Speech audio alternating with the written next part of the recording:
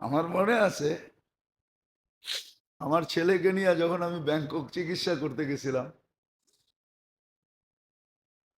তো ওই ডাক্তার আমাকে জিজ্ঞাসা করতেছিল তোমাদের দেশে কয়জন রুগী দেখে। তো আমি বললাম 50-60 জনের নিচে তো দেখে না। তো দেখো আমি 12 জন রুগী দেখি, আর 13 নম্বরের রুগী আমি নিজেই। 12টা রুগীর দেখার পরে সে ভিজিট নেয়, 5,000 বাত ভিজিট নেয়, 5,000 বাত বামরুংরাটে। 12টা রুগী দেখলে 60,000 বাত পায়, আর কত লাগে? সে বলতেছিল 13 নম্বর রুগী তো আমি নিজে, আমি 13 নম্বর রুগী কোত্থেকে দেখবো। তো সে বড় আফসোস করতেছিল যে তোমাদের দেশে ডাক্তাররা এত রুগী দেখে কেন। যে দেখেন, আমি নাম বলবো না, আমি চিনি, আছে কিনা জানি না, নিউরোলজিস্টের প্রফেসর ছিল, বড় নাম করা এশিয়ার ভিতরে। উনি সারা রাত্রে রুগী দেখতেন, এমনকি ওডিতে রুগী রেখা উনি বাইরে যায় ব্যাডমিন্টন খেলতেন। হ্যাঁ, শেষমেশ ওনার ছাত্ররাই পাগল বলতো ওনাকে। নাম বলবো না, নাম বললে অনেকে চিনা ফেলবে, বেঁচে আছে কিনা জানি না। তো এরকম এগুলো জীবনের রোগ, জীবনের রোগ। শুধু ডাক্তার না, সর্ব সেক্টর। সহজে বোঝানোর জন্য বুঝাইলাম। আমাদের দেশে দেখবেন যেই দোকানে বেচা বিক্রি বেশি হয় না, ওরা কাস্টমাররে ধমকায়, এই মিয়া লাইনে থাকতে পারেন না, একটু আগে গেলে বিহেভ খারাপ করে। কিন্তু ও ভাবে না ওর মতো দোকান আরো আছে, ঠিক না? হ্যাঁ, আমরা মাঝে মাঝে দেখি তো সিএনজির লেগে লাইন ধরলে ওরা ধমকায়, মনে হয় যে ফ্রি দিতেছে আমারে। তো মাঝে মাঝে বলতে বাধ্য হই, বেটা ফ্রি তো দেশ না, ব্যবহারটা ভালো কর, তোর রোগ আছে মনে হয়। হ্যাঁ সত্য, এটা এটি রোগ, জীবনের রোগ এগুলা। চিকিৎসা জরুরি। আপনি মানুষ বড় দামি, সর্ব সেক্টরে দেখবেন এগুলা রোগ।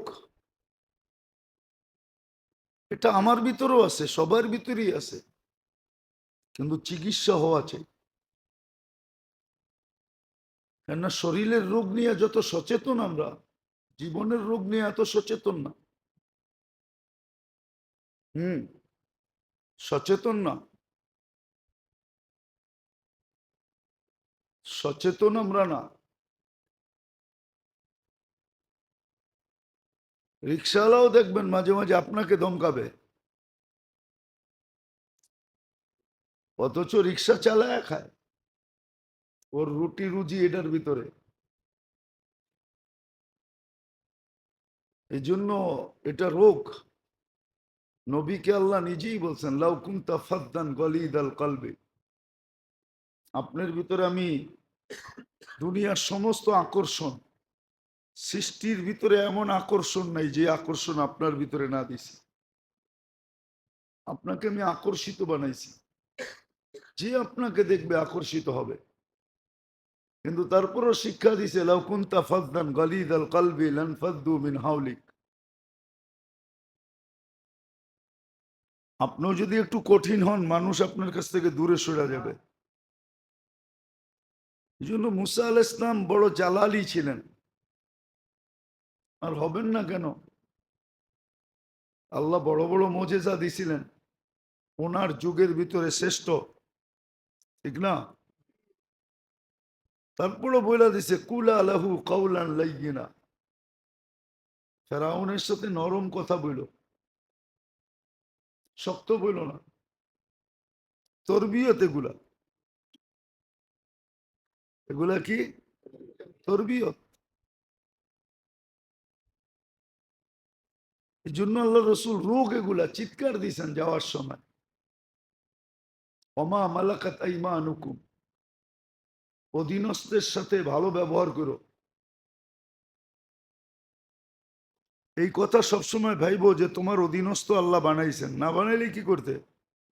তোমার গাড়ির দরজা কে খুলতো? হুম? তোমার জুতা কে সিধা করতো? তোমার সেবা যত্ন কে করতো? কেউ তো করতো না। তোমাকে এমন অ্যাবিলিটি দিছি যে তুমি 10 জনকে কর্মচারী রাখতে পারো, বইলেই তুমি শক্ত ব্যবহার করো না, অধীনস্থর সাথে নরম ব্যবহার করো। এগুলো সব রোগ। আর এই রোগের উৎপত্তি স্থল আছে, কোত্থেকে উৎপত্তি হলো এটাই দেখাইতেছিলাম। এগুলো জীবনের রোগ। হ্যাঁ, রোগ হওয়ার কারণেই সংসার অশান্তি। বলে না, সংসার অনেক টিকাইতে চেষ্টা করছি, সংসারটা টিকে নাই। না, রুগী কেমনে টিকে? রুগী হইলে, এমন রোগ যদি হয় যেটার চিকিৎসা নাই, তো মৌত অনিবার্য। সংসার টিকবে কেমনে? দুইজনই রুগী, জীবনে রোগ আছে এই জন্য টিকে না, নাইলে টিকবে। হাদিসে আছে, এক ব্যক্তি আসছেন স্ত্রীর ব্যাপারে অভিযোগ করতে আমিরুল মুমিনিন ওমর রাদিয়াল্লাহু তাআলা আনহুর কাছে। তো আয়েশা শুনতেছে দুইজনের ঘরের ভিতরে টুংটাং চলতেছে, কি বাইরের থেকে শুনতেছে। আর আমিরুল মুমিন বিলকুল চুপ, কোনো জবাব দেয় না। তো বেটা ফিরত যাইতেছিল যে যেইখানে আইসি চিকিৎসার জন্য ওইখানের অবস্থাই তো এরকম। হুম, সরিষারই বুথে ধরছে, আমি বুথ ছাড়া মুখি দিয়া। ওমর রাদিয়াল্লাহু তাআলা বলতেছে, ভাই কি জন্য আসছ, যাস কেন? সমস্যার সমাধান হয়ে গেছে। দেখাই তো হইলো না, সমাধান হইলো কি কইরা? যেটার অভিযোগ দিতে আসছিলাম ওটা তো আইসেই শুনলাম আপনাকে টুংটাং চলতেছে। ওমর রাদিয়াল্লাহু তাআলা বলল, বেওকুফ, তোর চাহিদাও মিটায়, কাপড় চোপড়ও ধোয়, বাচ্চা কাচ্চাও পালে, রান্না বান্নাও করে, ঘরগুলো গুছায়, তুই একটু একটা সহ্য করবি না? তুই একটু টুংটাং করলে সহ্য করবি না? না করবি না? তুই তো একটু সহ্য করবি, তাইলেই তো ঠিক হয়ে যায়। দেখলি তো আমারে, সহ্য করলাম, তুইও তো একটু সহ্য করবি। আসলে এটা হলো রুগী, একজন রোগ হইলো আর একজন রুগী না। এগুলা রোগ, রোগের থেকে সংসার ভাঙ্গে। সমাজের সব এলোমেলো হলো জীবনের রোগের কারণে, শরীরের রোগের কারণে না।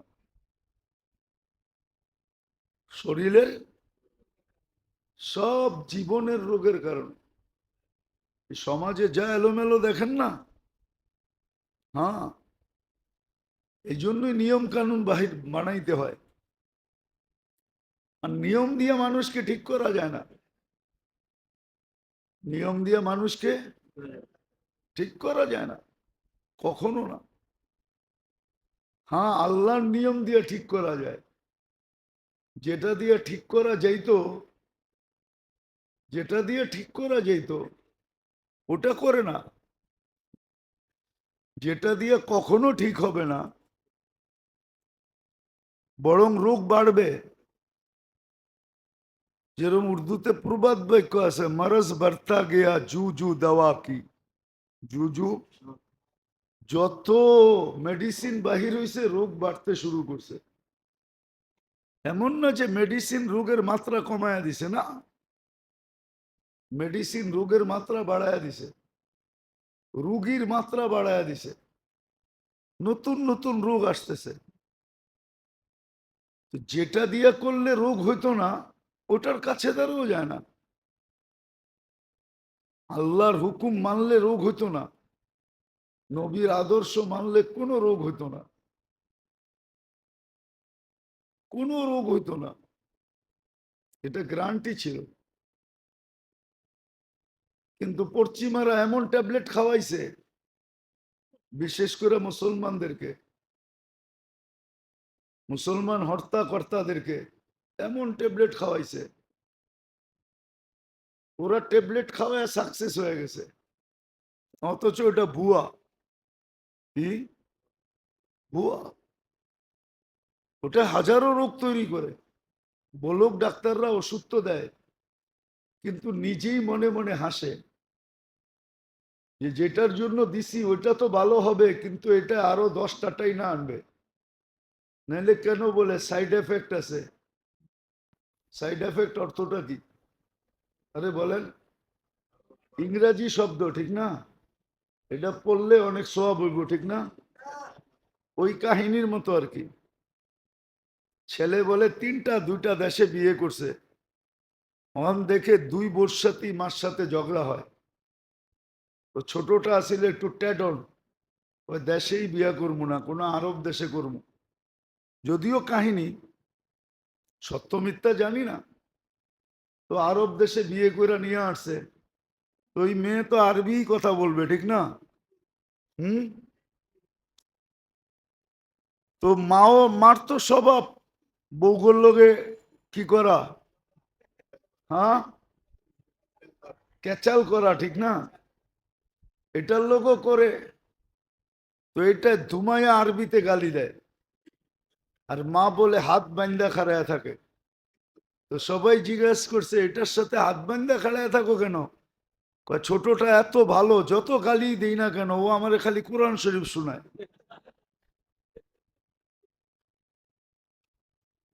তো আমরা ইংরাজি শুনলে মনে করি কোরআন শরীফের উপরে। না দেখেন না, আমি তো মাঝে মাঝে হাসি। অনেক সময় তো দেখা হয় রাস্তাঘাটে, দেশ বিদেশে। হুম। দেখবেন কথা বলার সময় বাংলার মধ্যে মধ্যে ইংরাজি বলে ঠিক না? কিন্তু অল্প কথায় সমাধান হয় সরি বললে। এটা আমরা অভ্যস্ত না। আমাদের ছোট বলেন বড় বলেন, বড়দের ভিতরে তো নাই। বড়দের ভিতরে সরি বলা নাই, ওরা সরি বলতে শিখেই নাই। মানুষ যে ভুল হইতেই পারে, এটা ধনাঢ্য ব্যক্তিরা, প্রভাবশালী ব্যক্তিরা, আধিপত্যওয়ালারা, এটা এরা বোঝে না। এরা মনে করে আমাদের সব রাইট। এটা আমাদের সমাজে নাই। এটাই সত্য যে আমাদের সমাজের বিত্তশালীরা সরি বলতে শিখে নাই। এরা ভাবে, বাড়িওয়ালা ভাবে যে আমার কোনো ভুল হয় না, সব ভুল ভাড়াটিয়ার। মালিক ভাবে সব ভুল কর্মচারীর, আমার কোনো ভুল হয় না। প্রচলন নাই, আর এটাতেই আমরা অভ্যস্ত।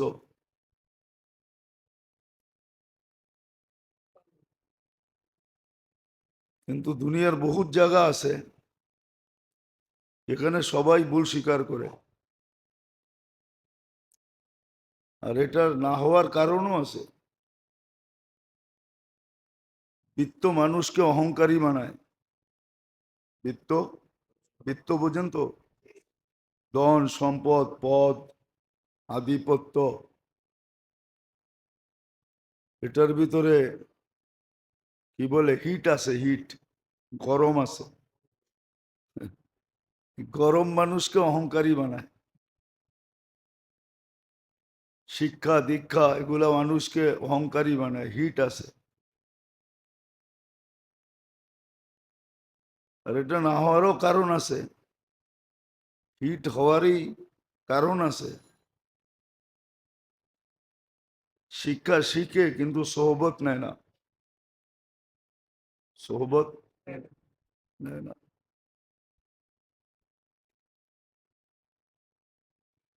সোহবত নেয় না,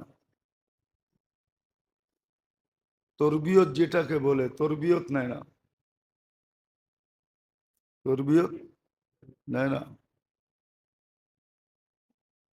কিন্তু হ্যাঁ, খাতা কলমে আছে, খাতা কলমে আছে, দেশের নিয়মের ভিতরে আছে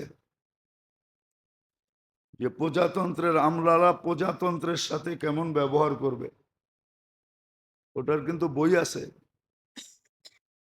যারা সরকারি চাকরি করে, প্রজাতন্ত্রের চাকর কর্মচারী, সবার জন্য রুলস আছে যে প্রজাতন্ত্রের সাথে সে কেমন ব্যবহার করবে,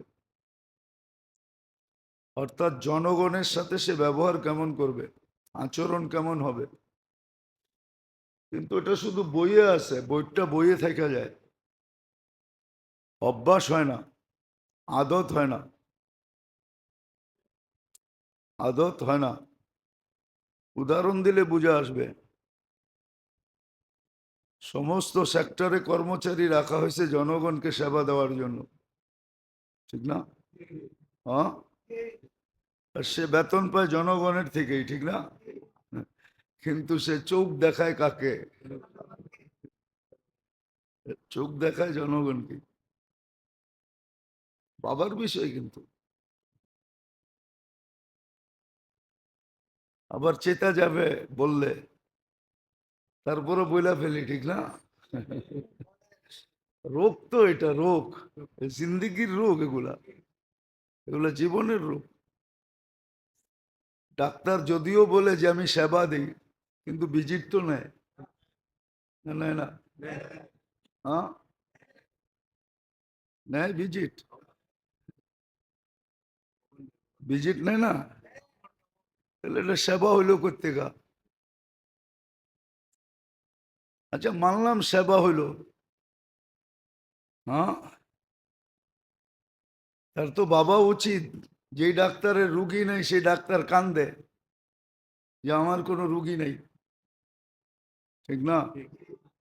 আবার ওনার যখন রুগী শেষে, রুগী শুরু হবে, দেখবেন রুগীর লোকে ভাব দেখাবে, চোখ বড় করবে, ধমকাবে, বোঝেন না, এই সেই, ঠিক না? হুম।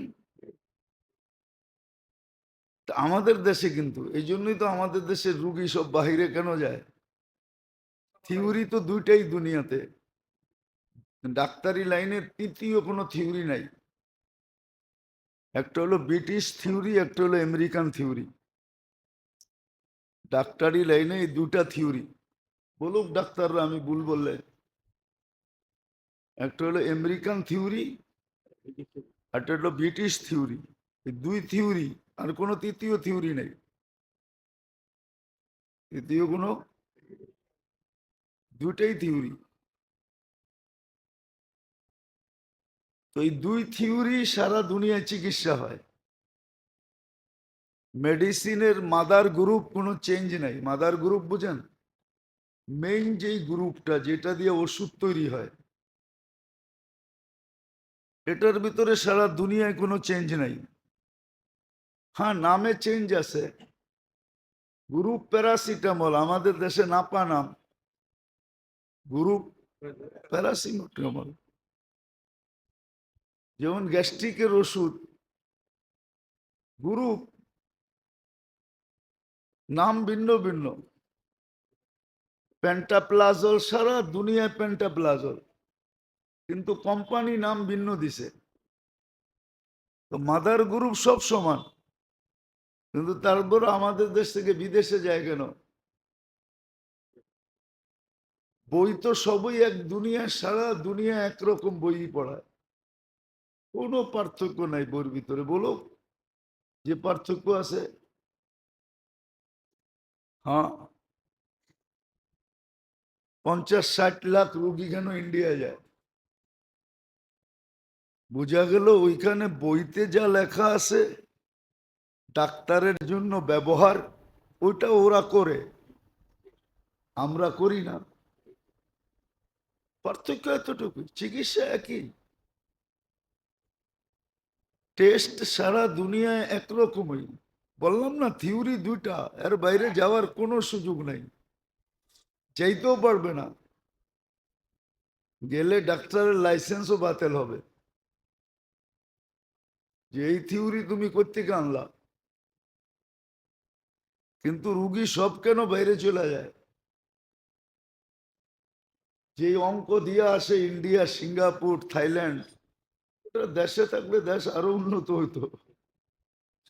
কিন্তু ওই যে বললাম না, রোগ আছে, রোগ। কেননা শিক্ষার সাথে সোহবত নেই।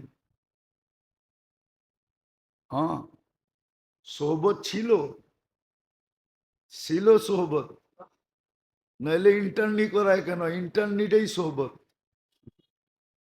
ইন্টার্নিটা এটা সোহবত ছিল, সোহবত। সিনিয়র ডাক্তার প্রফেসরদের সাথে ঘুরা ঘুরা দেখবে সারে রুগী কেমনে দেখে, কিন্তু সারেই তো রুগী। ইন্টার্নিয়ালা শিখবে কোত্থেকা? সারেই তো রুগী, সারেই রুগী। এখানে ভাড়া থাকি, আমি যেখানে ভাড়া থাকি, এই জায়গা আলারা বিল্ডিং বানাইছে 111-এ, 1 আজ পর্যন্ত বসবাস করতেছে, কিন্তু বুঝা পায় না। ডেভেলপার বুঝায় দেয় না, ডেভেলপার ও খালি দেখায় এই সমস্যা, এই সমস্যা, এই সমস্যা, এই সমস্যা, কিন্তু সার্ভিস চার্জও নিতেছে। অস্ট্রেলিয়ান গাই দোয়া দোয়া খাইতেছে, রুগী, রুগী ভালো আছে যে এমনও না। হ্যাঁ, বিতর্কত খবর নিয়া ওই আমার জমিন যিনি নিছে উনি আমাকে দেখাইতেছে, হুজুর এই যে এই ফ্ল্যাটটা বানাইলাম, বারিন্দার এইখান দিয়ে একটা নামাজের জায়গা বানাইছি আমি, রাত্রে যাতে নির্জনে আবাদত করা যায়। আর তোর ইবাদতের গুলি মার তুই।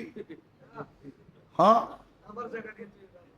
কেন আল্লাহ তো সব মাফ করবে, হুকুকুল আবাদ মাফ করবে না। আমি আপনাদেরকে জাবেরতে বাইর করে হাদিস দেখামু।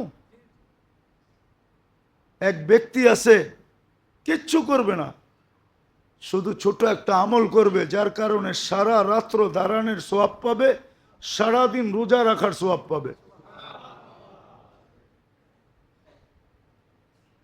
আবার আমাকে বলতেছে আবাদতের জন্য একটু নির্জনতা লাগে, তো আপনারা হুজুররা বোঝেন না। কিন্তু আমাকে কিন্তু পাঠাইছে যে ওই যুগে উনি একজন মিনিস্টার ছিল, মিজানুর রহমান সিনহা সাহেব আমাকে পাঠাইছে। তখন ভালো সম্পর্ক ছিল, উনি তখন রানিং মিনিস্টার, পাঠাইছে। কিন্তু আমার তো ব্যাকগ্রাউন্ডের পরিচয় দিইনি আমি, আমি তো কষা কাটাল না। এতটুক পরিচয় আজকে দেই আপনি করে। জাহাঙ্গীর মোহাম্মদ আদেলের বাপ বিয়ে করছে আমার আপন ফুফুকে। জি, পরিবাগ আমার ফুফুর নামে, আমি ওই ফ্যামিলির ছেলে।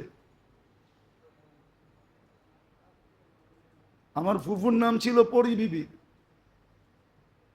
পরিবাগ জাহাঙ্গীর মোহাম্মদ আদেল, সোভানবাগ এটা আদেলদের ছিল, ওর বাবার ছিল। এমনি দেখে চেহারা দেখে বিয়ে করে নাই, ভিতরে পিছনে পিছু ছিল। আগে তো বিয়ের সাথে বংশদিকা করতো। দুঃখে বললাম আপনাদেরকে আজকে। আর এখন ওইখানে কাঠা ওরা বিক্রি করতেছে 60 লাখ টাকা, আর আমার 9 কাঠা আমাকে দিছে 2.5 কাঠা। হ্যাঁ, 2.5 কাঠা দিছে, কিন্তু আমার ছেলে পেলেও পাবে কিনা আমি জানি না। এরকম আরো আছে রোগ, এগুলা রোগ। এই জন্য আপনাদের পায়ে হাত দিয়া বলি চিকিৎসা করে। আর চিকিৎসার সবচেয়ে বড় ওষুধ ইস্তেগফারে অভ্যস্ত হওয়া, নাইলে বকতে হবে। এই উম্মতের বোকার সুযোগ ছিল না। আল্লাহ যে ইস্তেগফার দিছেন এটা অভ্যস্ত হইলেই হইতো, আর হুকুকুল আবাদ থেকে বাঁচলেই হইতো। আজকে কেউ হুকুকুল আবাদ থেকে বাঁচে না। মনে করে না যে গায়ের কোনো হক আছে। ও বিশ্বাসই করতে চায় না কর্মচারীর আবার হক কি, ঠিক না? হক তো সব কার? কেন বেতন দেয় কে? বড় মানতেই রাজি না যে ছোটর হক আছে। হুম, মানতে স্বামী মানতেই রাজি না স্ত্রীর হক আছে। বাবা মানতেই রাজি না সন্তানের হক আছে। মানে উপরে যে উঠছে সে নিচের হক মানতেই রাজি না। আল্লাহ আমাদেরকে বুঝার তৌফিক দেন।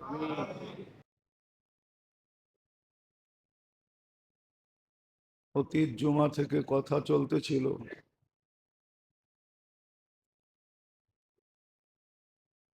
যে মানুষের শরীরের সাথে সাথে জীবনও রোগে আক্রান্ত হয়।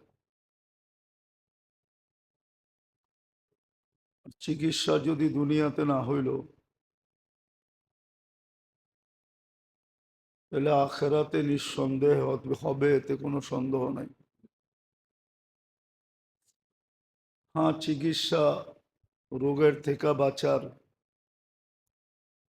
সহজ পদ্ধতি আল্লাহ নাজেল করছেন, আর এটাও কোনো কারণবশত যখন শয়তানরে বিতাড়িত করেন, শয়তান আল্লাহর সামনে দাঁড়াই বলছিল লাউ বিয়ান্না ইবাদাকা আজমাইন,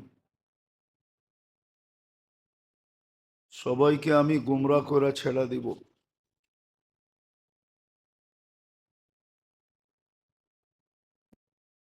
আর বর্তমান প্রেক্ষাপট দেখলে এটাই দেখা যায় যে সচেতন না হওয়ার কারণে অধিকাংশ মানুষই ওইদিকে দৌড়াইতেছে যেদিকে দৌড়ানো শয়তান চাইতেছে। খুব কম মানুষ পাওয়া যায়। আর আল্লাহ এটাও বলছেন, আল্লাহও এটাই বলছেন যে কম মানুষই পাওয়া যাবে। কালিলুম মিন ইবাদিয়াশ শাকুর, শুকুর গুজার বান্দার সংখ্যা খুব কম, যারা নিজেকে দুদক থেকে বাঁচানোর জন্য, আল্লাহর নারাজগির থেকে বাঁচানোর জন্য সচেতন থাকবে, এরকম লোকের সংখ্যা খুব কমই। তো যেটা বলতেছিলাম, বুঝাইতেছিলাম, শয়তানের অঙ্গীকার ছিল প্রত্যেককে গুমরা করে ছেড়ে দিব।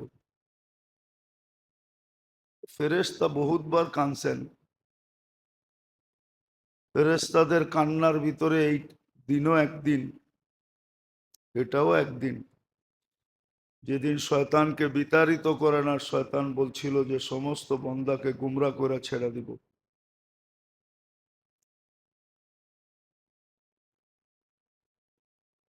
তো আল্লাহ জিজ্ঞাসা করছিলেন তোমরা কাঁদো কেন? বলে আল্লাহ সব গুমরা করে দিবে, তো বানায় লাভ হইলো তো হইলো কি, একজনও তো বাঁচবে না। তখন আল্লাহ ইস্তেগফার নাজেল করছিলেন। আর ইস্তেগফার নাজেল করার পর আল্লাহ অঙ্গীকারও করছেন, মাজালা ইয়াস্তাগফির আকফির, যখনই মাপ চাবে মাপ করে দিব। কিন্তু আসলে কম মানুষই তো ইস্তেগফারে অভ্যস্ত, বহুত কম মানুষ, যুবক বলেন, বৃদ্ধ বলেন, শিক্ষিত বলেন, অশিক্ষিত বলেন, ইস্তেগফারে খুব অভ্যস্ত কম। যদিও হাদিসে ছিল লাজিম আল ইস্তেগফার, মান লাজিম আল ইস্তেগফার, যে ইস্তেগফারকে নিজের সঙ্গী বানায় নিছে। অথবা কোরআন ও হুকুম ছিল ওয়াস্তাগফিরহু, ইস্তেগফারের হুকুম শুধু এক জায়গায় না, বহুত জায়গায়।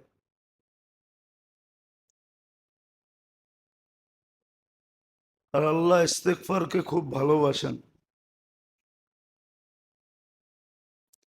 আর মানুষের স্বভাবও এটাই, যদিও আমাদের দেশে প্রচলন নাই, কিন্তু প্রত্যেক মালিকই কর্মচারী সরি বলুক এটা পছন্দ করে, যে আমার ভুল হয়ে গেছে। আমাদের দেশে কিন্তু প্রচলন নাই। ভুল করেও নিজের ভুলটাকে সত্য বইলা প্রমাণ করা, রাইট বইলা প্রমাণ করা, এটাই আমাদের স্বভাব।